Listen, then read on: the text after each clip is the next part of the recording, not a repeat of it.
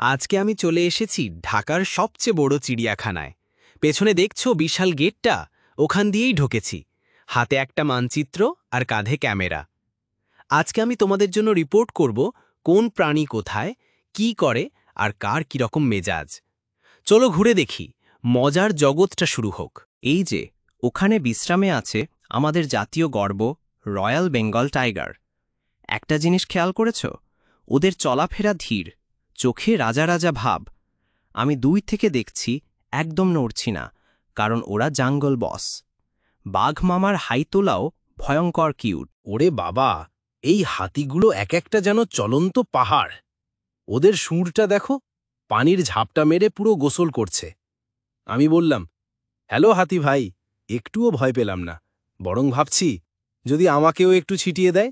এই বানরগুলো যেন জিমন্যাস্ট, এক লাফে এ গাছ থেকে ও গাছে। একজন তো আমায় দেখে বাঁদরের হাসি দিল।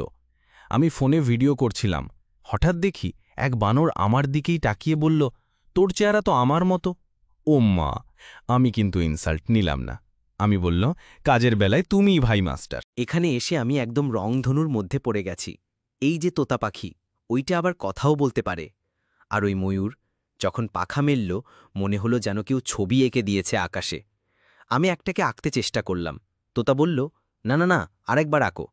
আরে বাবা, আর্ট ক্রিটিক পাখি। সারাদিন ঘুরে আমি একেবারে জু এক্সপার্ট। প্রতিটা প্রাণী আমাকে নতুন কিছু শিখিয়েছে: ধৈর্য, শক্তি, খেলা আর কিউটনেস। এখন বিদায়ের সময়, কিন্তু মনটা তো থেকে গেছে ওদের মাঝে।